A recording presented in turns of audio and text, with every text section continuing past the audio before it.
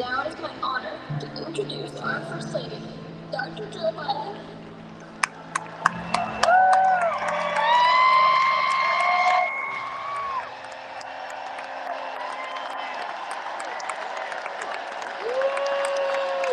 Please welcome First Lady of the United States, Jill Biden.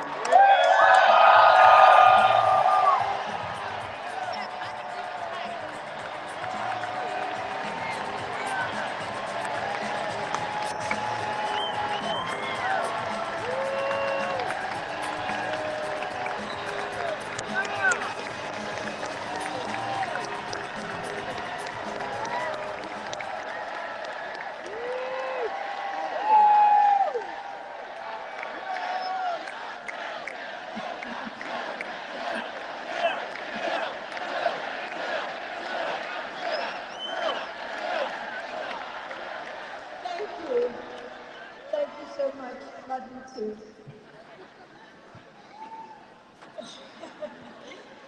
Joe and I have been together for almost 50 years. And still, there are moments when I fall in love with him all over again. Like when I handed him our baby Ashley for the first time and saw the smile that lit up his face. Or on nights after an exhausting day in working in the Senate, when he would read one more bedtime story just because the kids asked. When he stops on a road line because he sees someone grieving who needs to know that everything is going to be all right one day. Or to encourage that child with a stutter to find the confidence she needs. Those moments when I'm reminded of all he's accomplished in the name of something bigger than himself. Receiving the Medal of Freedom with humility. Did you tell her to get down in front? You asked her to get down? On our family Bible to take his oath of office. And weeks ago, when I saw him dig deep into his soul and decide to no longer seek re-election and endorse Kamala Harris.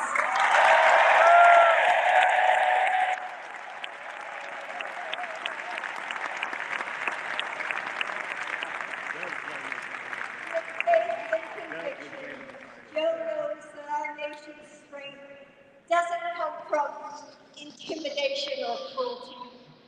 It comes from the small acts of kindness that heal deep wounds, from service to the communities that make us who we are, from love of a country that shines with promise and renewal. Kamala Harris knows that too.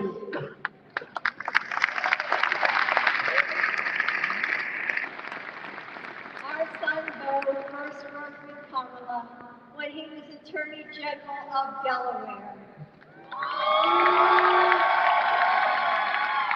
He told me at the dinner table one night, "Mom, she's special. Someone to keep your eye on." And he was right. Joe and I know Kamala. We have seen her courage, her determination, and her leadership up close. Kamala and Tim, you will win. And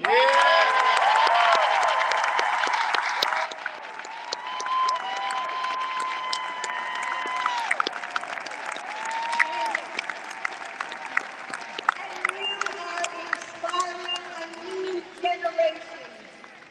We are all a part of something bigger than ourselves, and we are stronger than we know.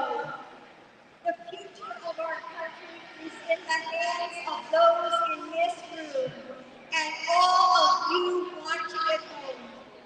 It's going to take all of us, and we can't afford to lose.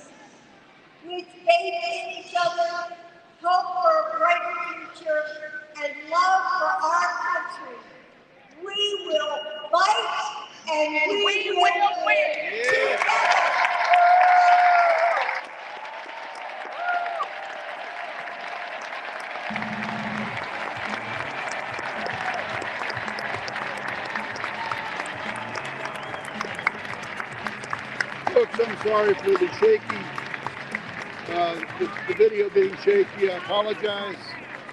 It's Please getting late at welcome night. First daughter, Ashley Biden.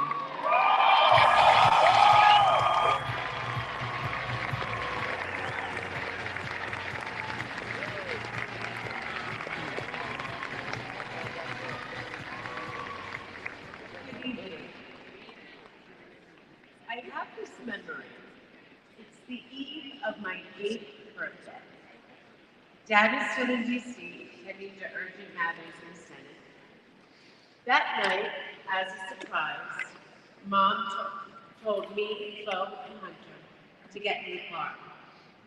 I remember pulling out to the Wilmington Amtrak station, riding up the escalator to the platform. The train stops, doors open, and Dad steps out. As soon as I saw him, I run down that platform and jump into his arms.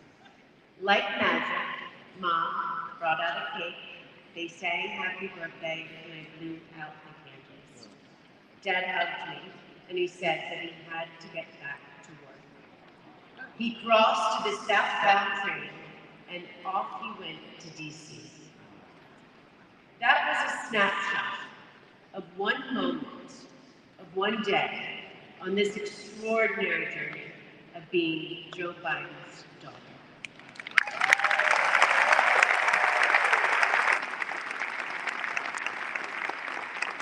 Joe Biden is the OG girl dad. He told me I could be anything, and I could do anything. As a child, I would sit on the 11th chair in his office doing my homework, and he would sit next to me doing his work, drafting the Violence Against Women Act.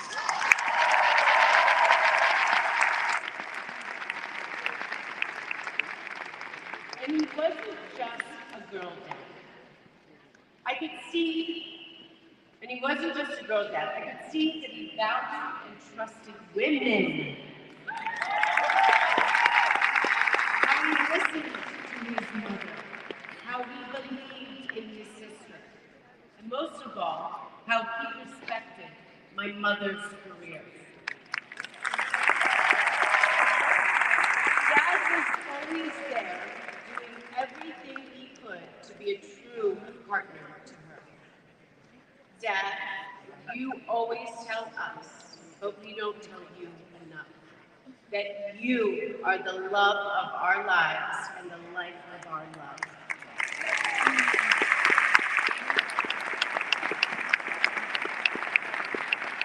I had my wedding reception in my parents' backyard. At the time, my dad was vice president. But he was also that dad who literally set up the entire reception. He was riding around in his John Deere four-wheeler, fixing the basins, arranging the plants, and by the way, he was very emotional. I thought that I would be a mess, but he was the one crying, and I was the one who had to comfort him. Before he walked me down the aisle, he turned to me and said that he would always be my best friend. All these years later, Dad, you are still my best friend. His example inspired my career. I'm a social worker in Philadelphia.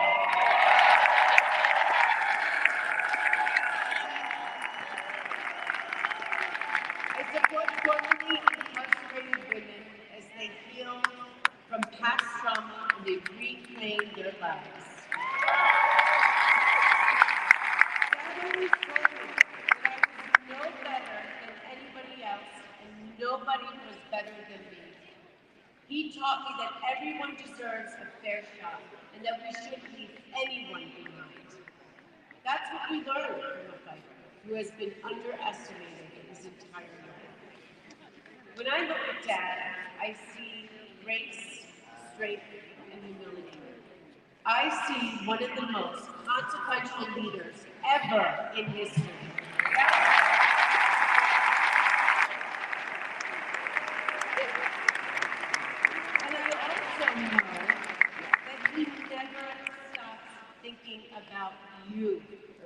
about your dreams, about your dignity, about your opportunity, about your family.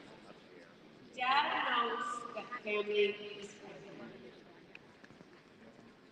When Hunter and I lost our brother Phil to cancer in 2015, the grief and the pain felt like it might never end. Dad had the capacity to step out of his own pain and absorb others. And I know that Bo is here with us tonight, as he is always with us.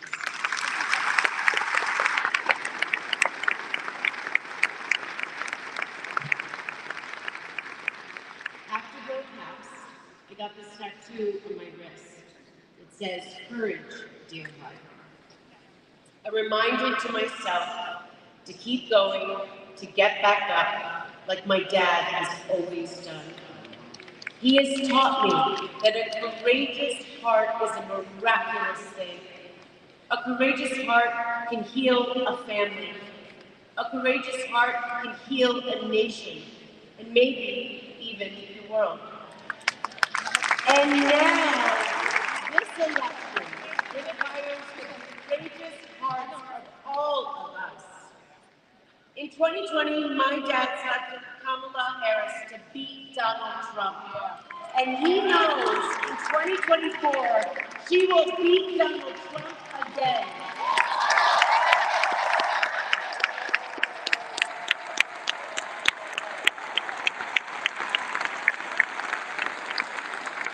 So tonight, I am asking you, if you stood with us in 2020, call upon your courageous heart. Stand with us today.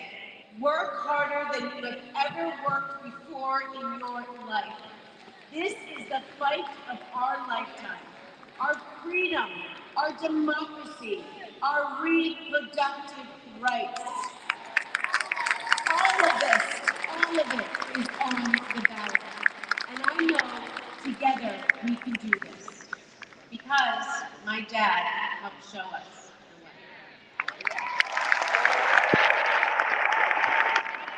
And now, I would like to introduce my father, Lord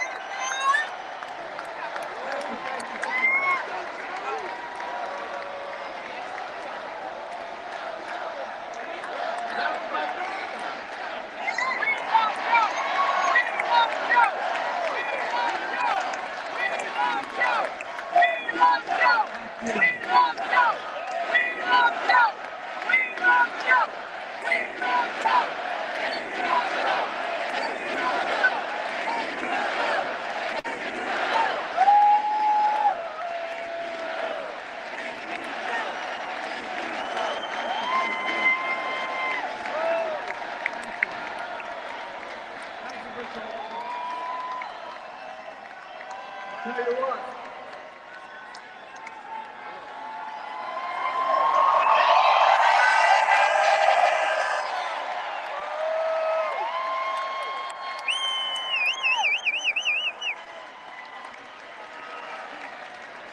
My kids, go to Russia. God love you. Thank you for the introduction.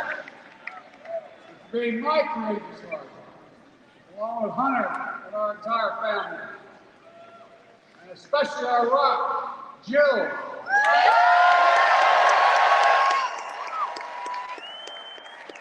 You know us. She still leaves me both breathless and speechless. Everybody knows that I love her more than she loves me. She walks down the street and I still got that going. Boom, boom, boom. No, I'm not kidding. Let's give a special round of applause to our First Lady, Jill Biden.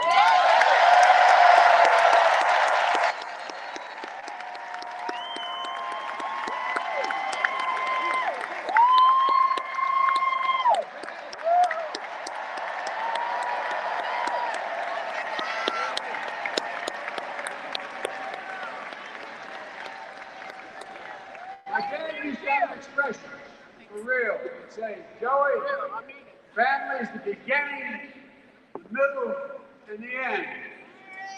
And I love you all.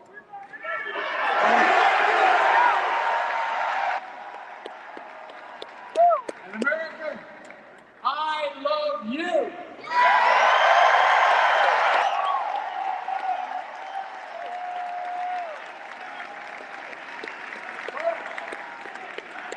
Let me ask you. We love you. We love you.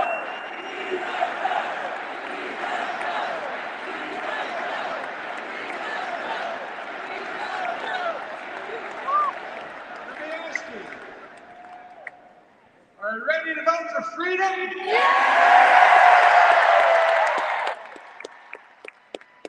you ready to vote for democracy and for America? Let me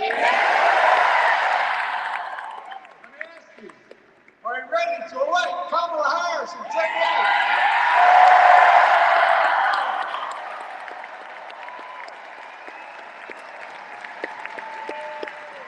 My fellow Democrats, my fellow Americans, nearly 4 years ago, in winter, on the steps of the Capitol, on a cold January day, I raised my right hand and I swore an oath to you and to God to preserve, protect, and defend the Constitution and to faithfully execute the office of the President of the United States. In front of me was the city surrounded by the National Guard. Behind me, a Capitol that's 2 weeks before had been overrun by a violent mob. But I knew then, from the bottom of my heart, that I knew now, there is no place in America for political violence. None. You cannot say you love your country only when you win.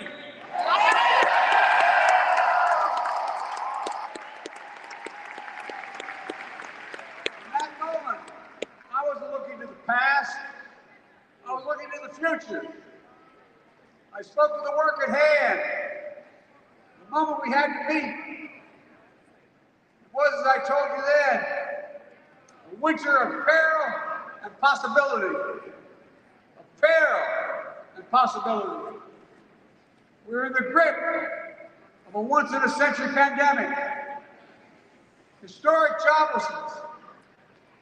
Call for racial justice long overdue. Clear and present threats to our very democracy. Thank you. We love Joe! We love Joe! We love Joe! We love Joe! We love Joe! We love Joe! We love Joe! We love Joe! And I believe then, and I believe now, that progress was and is possible. Justice is achievable. And our best days are not behind us, they're before us.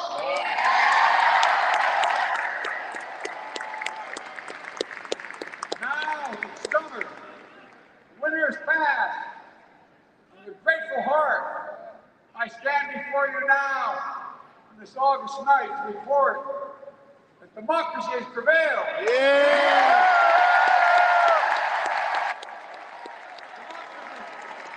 Democracy has delivered. And now democracy must be preserved.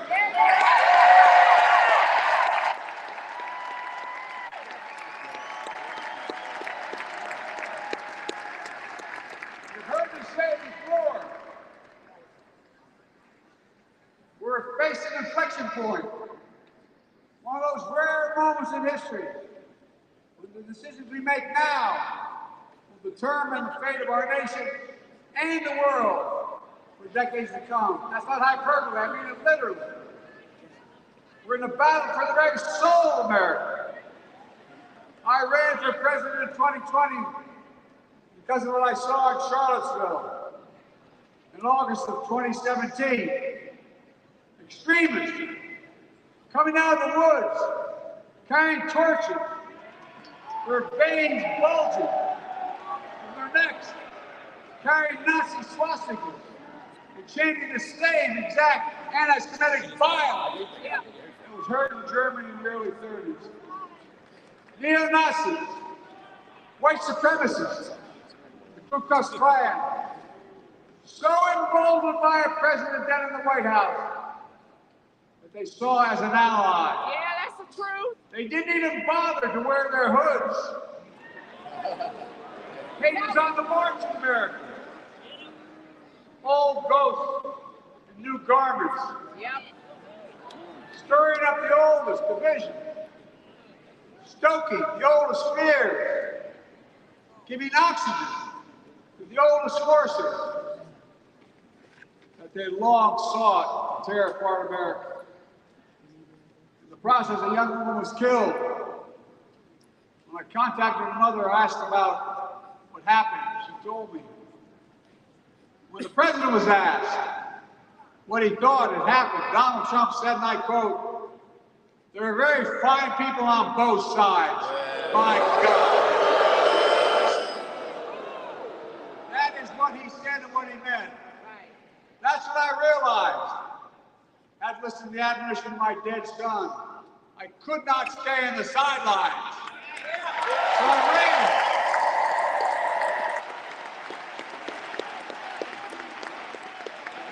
I had no intention of running again. Thank you, I just Joe. lost part of my soul. But I ran with a deep conviction. In America, I know and believe in an America where honesty, dignity, decency still matter. In America, where everyone has a fair shot and hate has no safe harbor.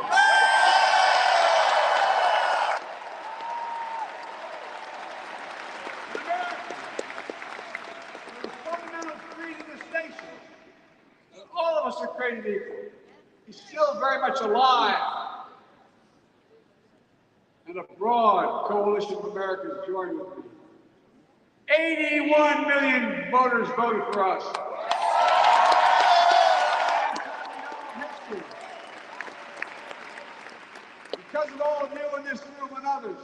came together in 2020 to save democracy.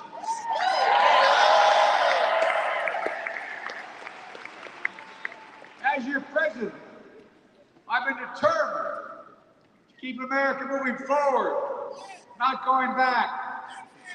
To stand against hate and violence in all its forms. To be a nation where we not only live with it, but thrive on diversity. Demonizing no one, leaving no one behind, becoming the nation we profess to be. I also aim to rebuild the backbone of America, the middle class.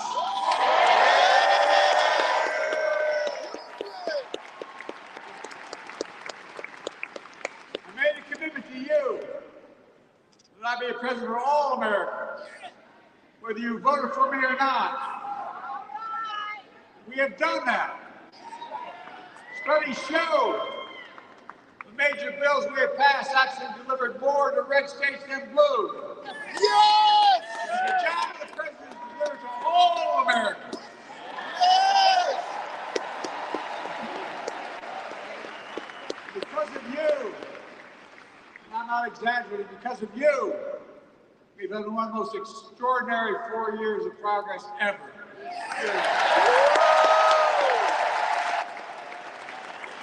I say we, I mean Kamala and me. Just think about it. COVID no longer controls our lives. We got from economic crisis to the strongest economy in the entire world. Record 60 million new jobs. Record small business growth. Record high stock market. Record high 401ks. Wages up. Inflation down, way down, and continuing to go down.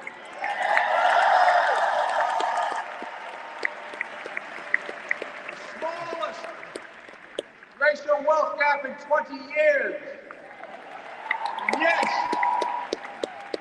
we both know we have more to do, but we're moving in the right direction. More Americans have peace of mind that comes from having health insurance. More Americans have health insurance today than ever before in American history.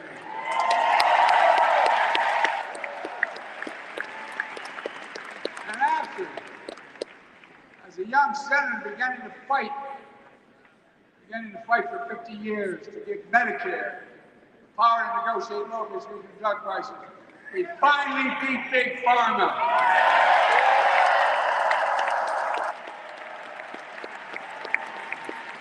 Yes, you cast the tie-breaking vote. Vice President, soon-to-be President Kamala Harris.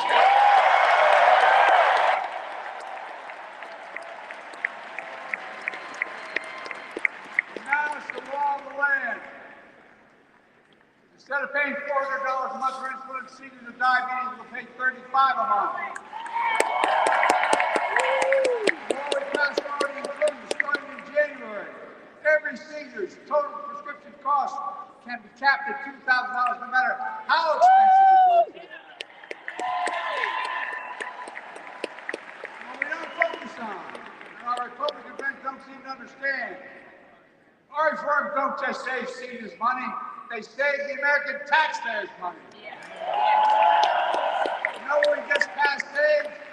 We saved $160 billion on the next decade. That's not hyperbole. Because Medicare no longer has to pay those exorbitant prices to the big pharma. Look. Thank you kindly, too.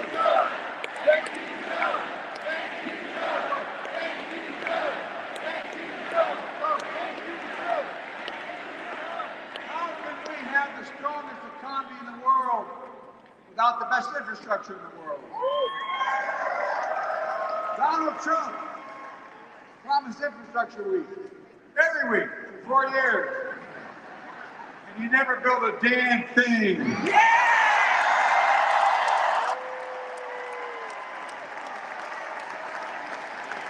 Now because what Kamala had done, remember we were told we couldn't get it done. Remember, we came in office, we couldn't get anything passed. But right now, we're giving America an infrastructure decade, not weeks.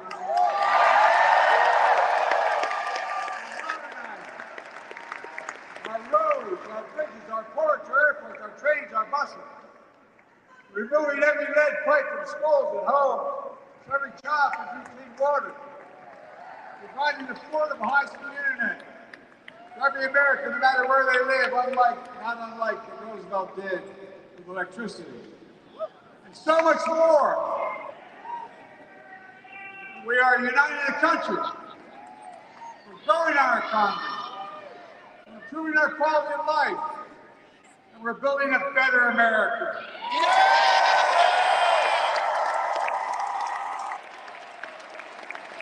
And that's who we are. How can we be the strongest nation in the world without leading the world in science and technology? After years of importing 90% of our semiconductor chips from abroad, which America invented those chips. Our Chips and Science Act meant that private companies from around the world are now investing literally tens of billions of dollars to build new chip factories right here in America.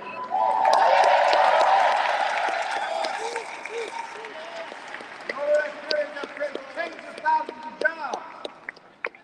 And many of those jobs in the so-called fabs, the buildings that make the chips, are being constructed now. And guess what? The average salary in those fabs, the size of a football field, will be over $100,000 a year, and you don't need a college degree.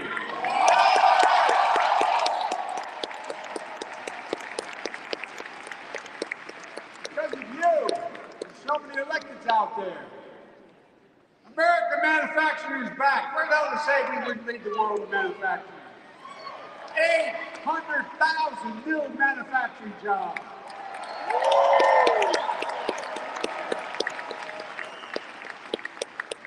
Our Republican friends and others made sure they go abroad to get the cheapest labor. We used to import products and export jobs. Now we export American products and create American jobs.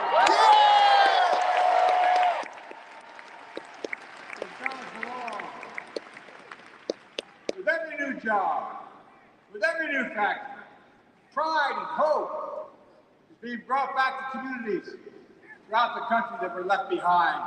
You know you're from it, many of you. You know what it's like when that factory closed, where your mother, your father, your grandmother, your grandfather worked. And now you're back, providing once again, proving the Wall Street didn't build America, the middle class built America, and unions built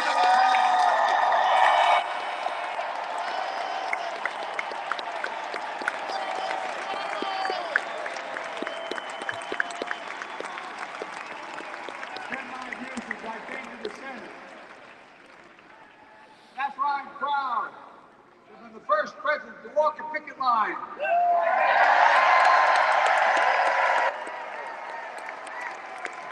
And be labeled the most pro-union president in history, and I accept it.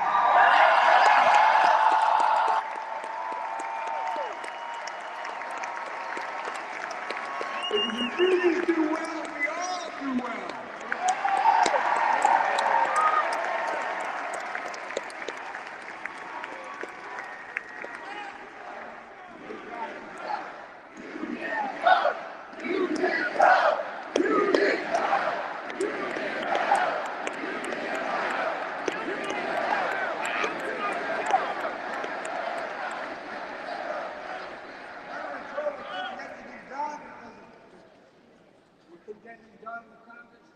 With your support, we passed the most significant climate law in the history of mankind.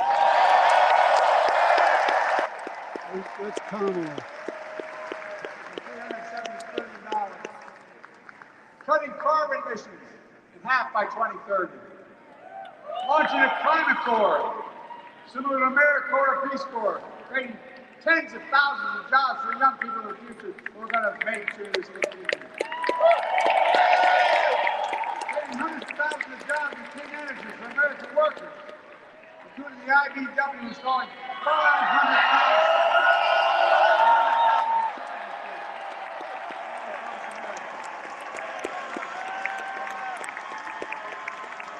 In the process, reducing carbon emissions. And we're seeing it. We're seeing to it. The first beneficiaries of environmental initiatives are those fence line communities that have been smothered by the legacy of pollution. Louisiana and Delaware. Real time. All those factories, all those chemical factories are right next to the forest neighborhood. They're the ones we're going to bring back.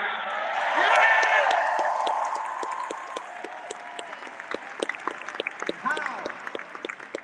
How can we be the greatest nation in the world without the best education system in the world? How some of the Republican friends that not only can't think, they can't read very well.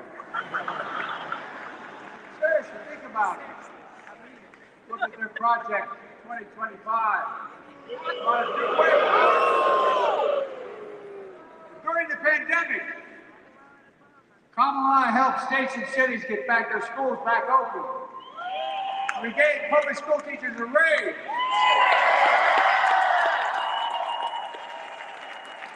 We created apprenticeships for businesses, communities, putting students on a path to a good paying job, whether or not they go to college.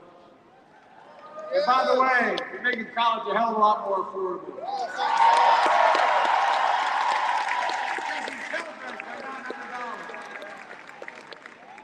Over $15 billion to HBCUs. Including Hispanic institutions, tribal colleges. We kept our commitment to provide more student relief than ever by lifting the burden of helping millions of families so they can get married, start a family, buy a home, and begin to build family wealth and contribute to the community. And grow our economy. It's not costing us, it's creating more wealth. We fundamentally transformed how our economy grows. From the middle out, from the bottom up, instead of the top down. You know, my dad used to say there wasn't a whole hell of a lot to drop down on my kitchen table at the end of the month. I come from a basic middle class family. 3-bedroom house, 4 kids, a grandpa living with us, decent neighborhood, but never a penny to spare. And look, that top-down motion never worked. A lot of Democrats didn't think it would, thought it worked, but it doesn't. When we did all that, what we've done, everybody can do well. Yeah. Everybody.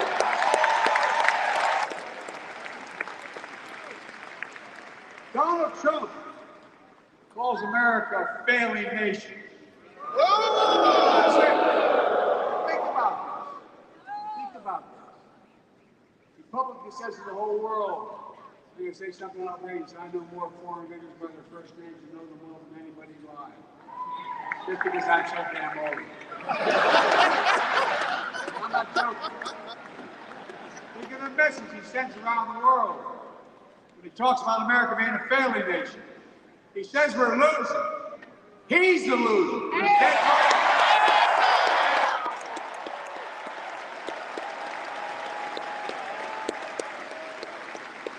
Many of you are very successful people who travel the world. Name me a country in the world that doesn't think we're the leading nation in the world. Without America, not a joke, think about it. I'm being literal. Who can lead the world other than the United States of America? Nobody! And guess what? America's winning. And the world's better off for it. America's more prosperous. America is safer today than under Donald Trump. Trump continues to lie about crime in America, like everything else. Guess what? On his watch, the murder rate went up 30%, the biggest increase in history. Meanwhile, we made the largest investment, Kamala, in public safety ever. Now, murder rate is falling faster than any time in history. Violent crime has dropped to the lowest level in more than 50 years. And crime will keep coming down when we put a prosecutor in the Oval Office instead of a convicted felon.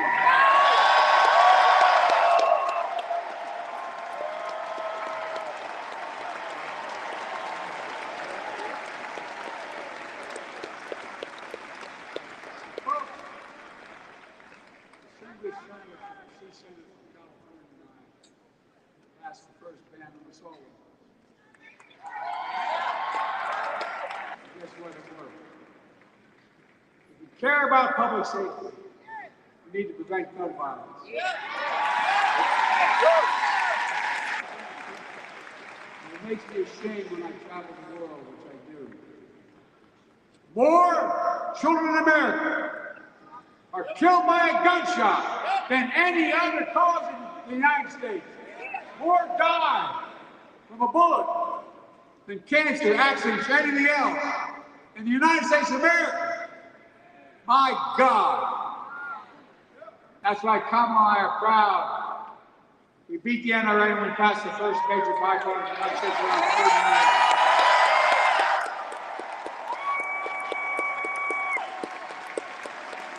30 years. That comes from here. And now it's time to ban assault weapons again. And demand universal background checks.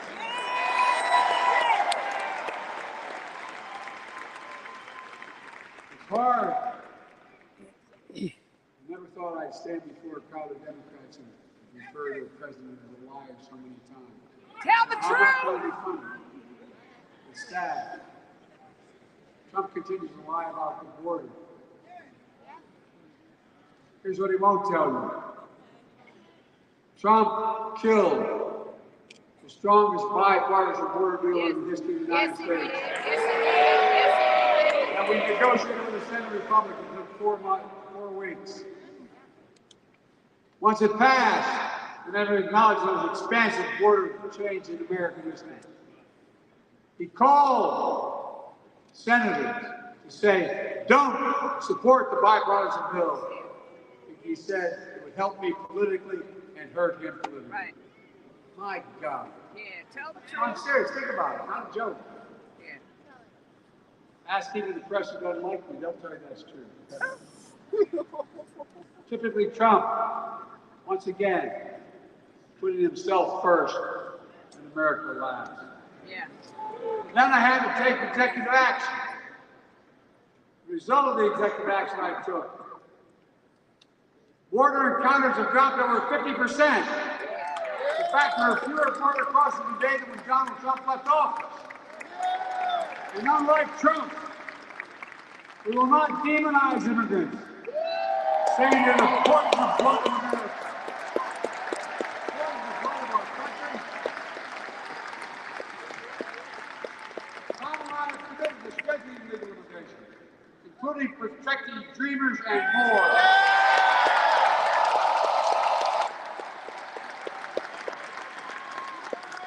And here's what else I believe in. Protecting your freedom to vote, your freedom to love who you love.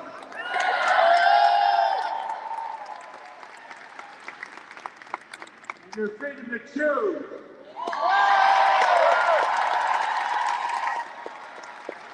This decision overturning Roe v. Wade that you heard earlier tonight, the United States Supreme Court majority wrote the following. Quote, women are not without electoral.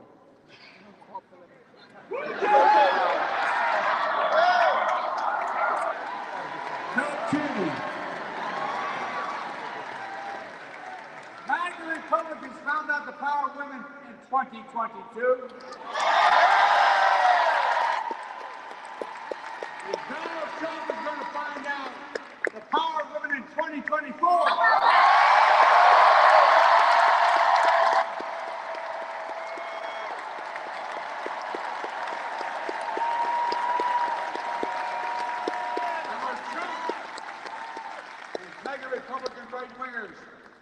seek to erase history. We Democrats continue to write history and make more history. Yes. I'm proud to have kept my commitment to appoint the first black woman in the United States Supreme Court.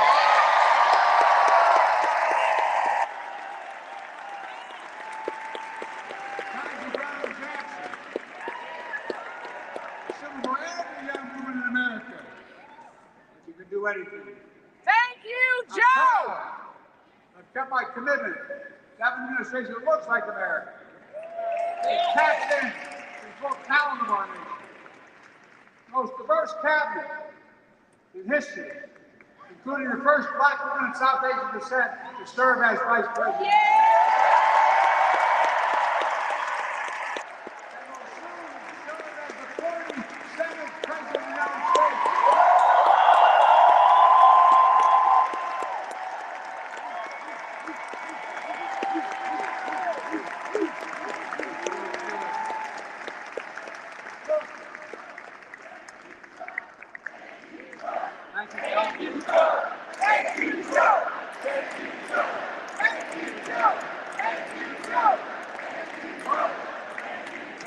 I've always said we have many obligations as a nation.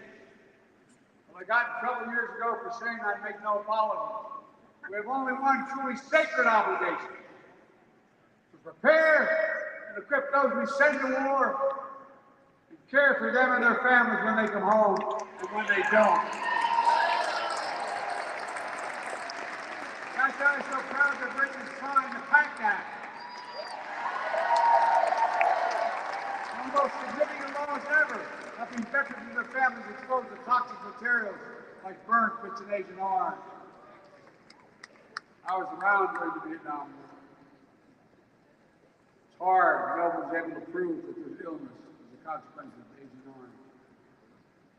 And no one was able to prove initially that because they lived in burn pits like my son did, lived next to an Iraq family, that is the cause of their illness. Because of the PACT Act, a surviving spouse with 2 children is now eligible for a stipend of about $3,000 a month. And those children who lost their parents are eligible for tuition benefits to go to college and to get job training. It's already helping over 1 million veterans and their families just so far.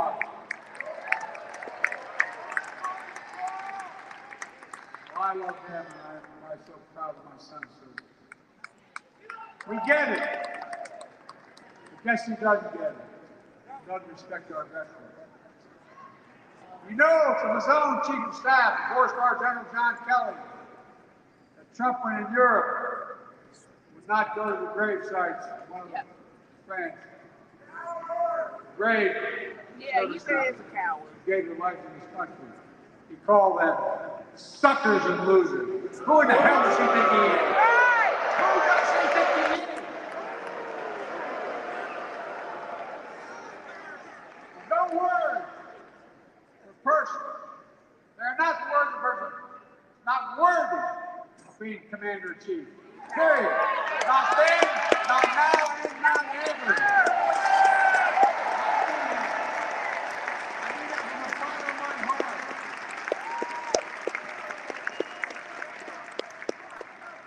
Just as no commander-in-chief should ever bow down to the dictator, the way Trump bows down to Putin. I never have, and I promise you, Kamala Harris will never do it. All right.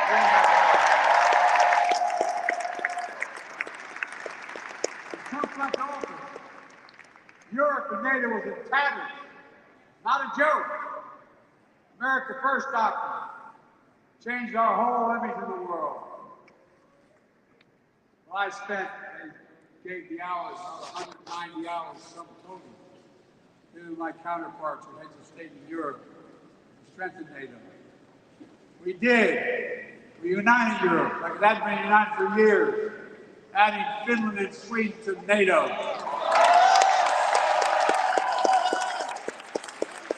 10 days before he died, Henry Kissinger called and said, not since not since Napoleon has Europe not looked over their shoulder at Russia with dread. Until now. Until now. Well, guess what? Putin thought he'd take Kyiv in 3 days. 3 years later, Ukraine is still free.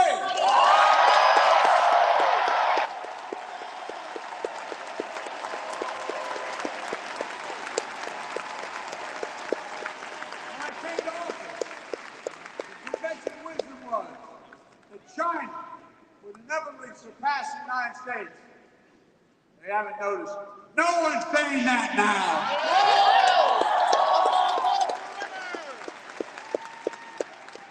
And we'll keep working to bring hostages home and end the war in Gaza. And bring peace to the Middle East.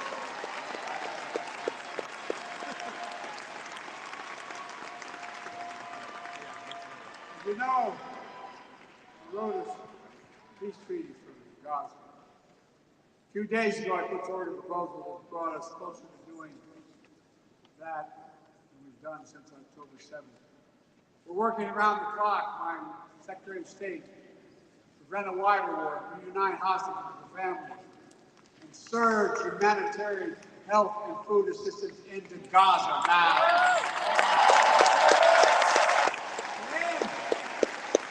And the civilian suffering of the Palestinian people. And finally deliver a ceasefire and end this war.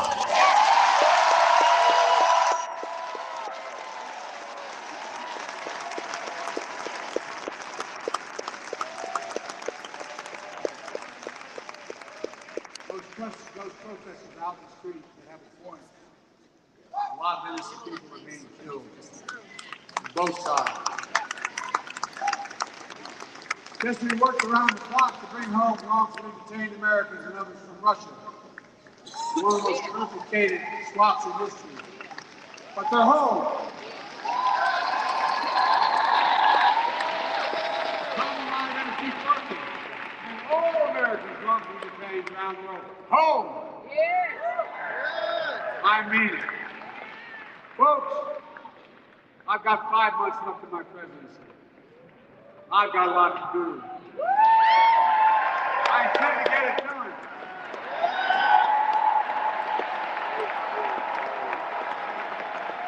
It's been the honor of my lifetime to serve as your president. I love the job, but I love my country more.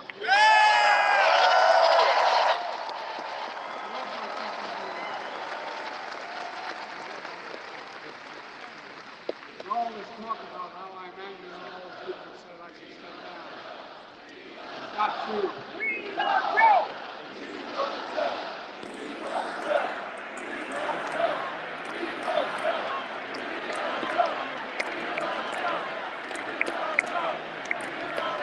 I love my country more, and we need to preserve our democracy.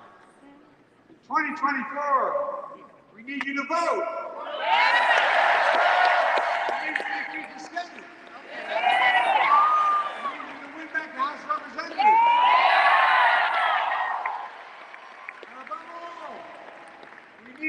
Beat Donald Trump.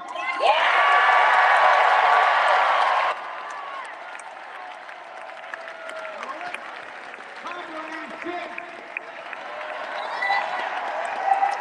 President and Vice President of the United States of America.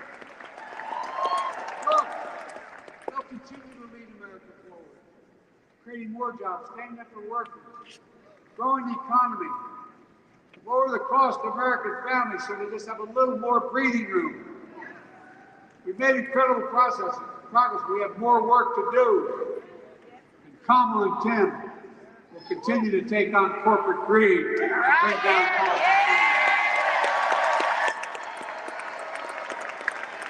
They'll keep taking on big farm and making insulin $35 a month, not just for seniors, but for everyone in America.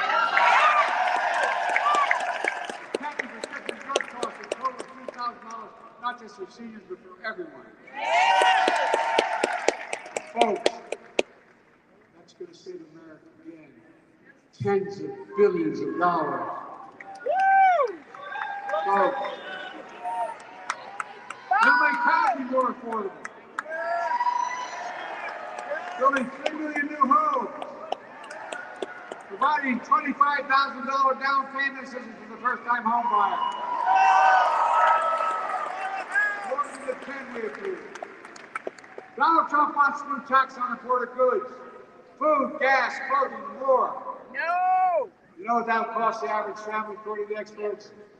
$3,900 a year. No! No, it's a fact. Kamala and Tim will make the child care tax credit permanent.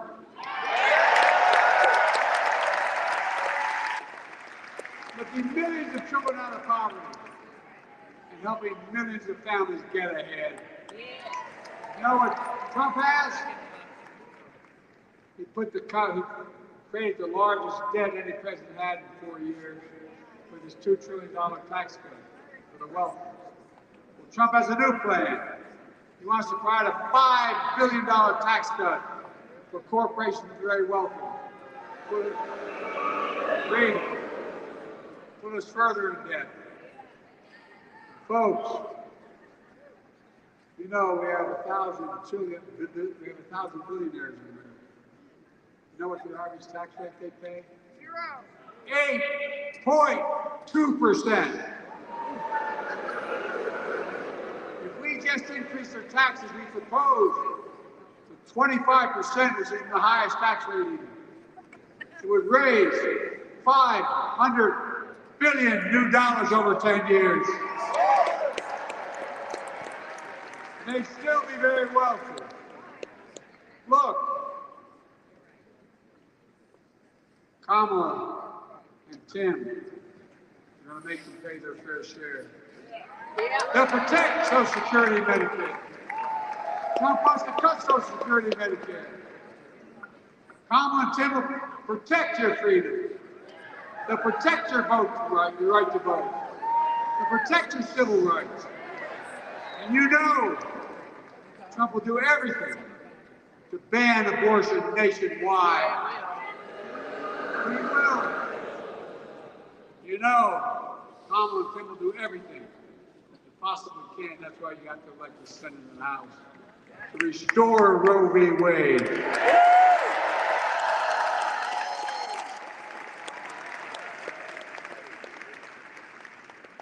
The ancient Greeks taught us that character is destiny. Character is destiny. For me and Jill, we know Kamala and Doug are people of character. It's been our honor to serve alongside them. And we know that Tim and Gwen Walt are also people of great character. Selecting Kamala was the very first decision I made when I became our nominee. And it was the best decision I made my whole career.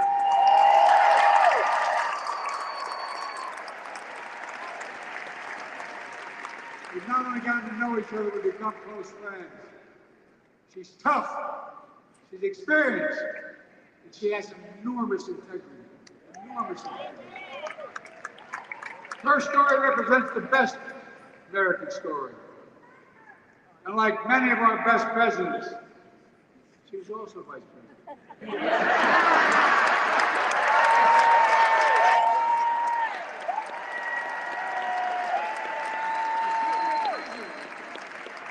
Our children can look up to.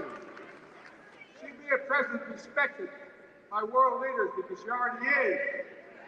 She'll be a president we can all be proud of. And she will be a historic president who puts her stamp on America's future.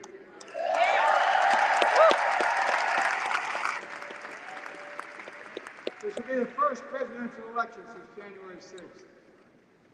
On that day, we almost lost everything about who we are as a country. And that threat, this is not hyperbole, that threat is still very much alive. Yes.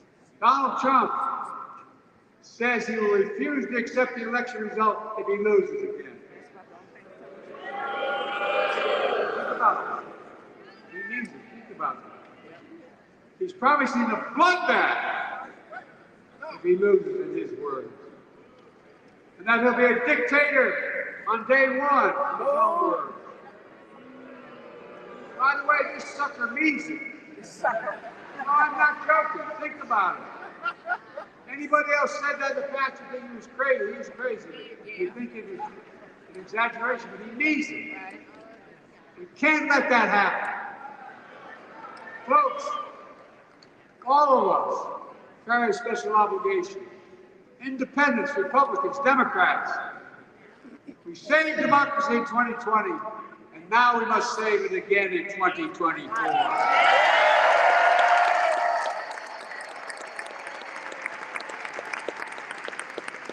The road each of us cast this year will determine whether democracy and freedom will prevail. It's that simple. It's that serious. And the power is literally in your hands. History's in your hands. Not hyperbole. It's in your hands.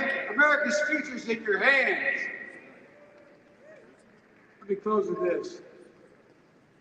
Nowhere else in the world could a kid with a stutter, and modest beginnings in Spanish, Pennsylvania, and Claymont, Delaware, grow up to sit behind the red room desk in Milwaukee.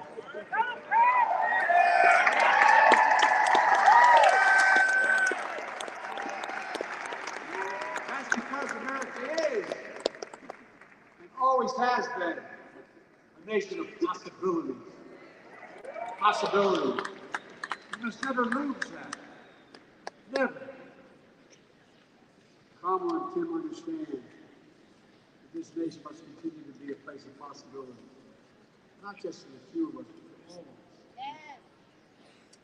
Join me in promising your whole heart this hope. With my heart, I promise I'll be the best volunteer. So, folks, I'm going to give it away. Looking up here where Kamala and Tim were located. Kamala is missing. Tim is still there. And so is Jill. So watch what's going to happen on stage. The song is called American Anthem. There's one verse that stands out. I can't sing with the dance, I'm not going to try. I just quote it. The work and prayers of centuries have brought us to this day. What shall our legacy be? What will our children say?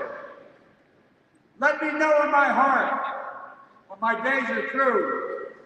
America, America, I gave my best to you.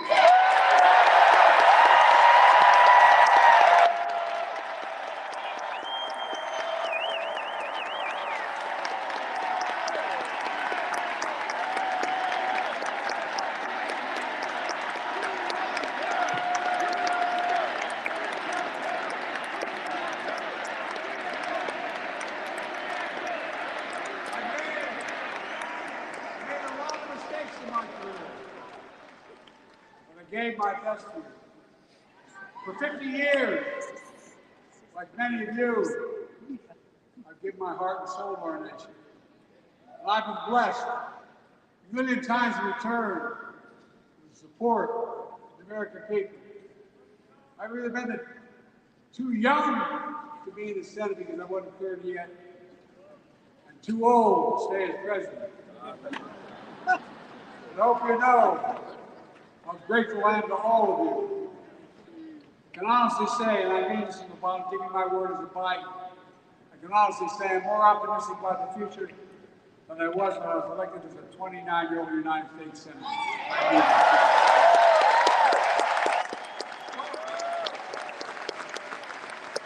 Just remember who we are. We're the United States of America.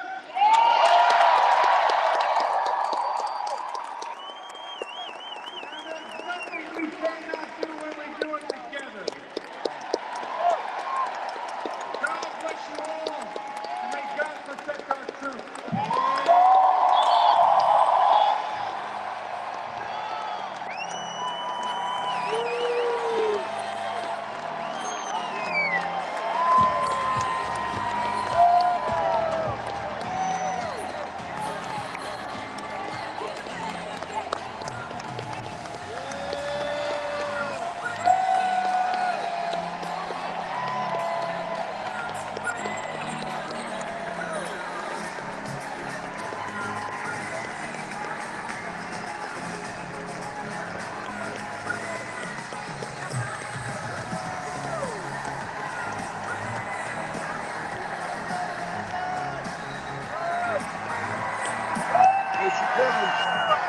she comes.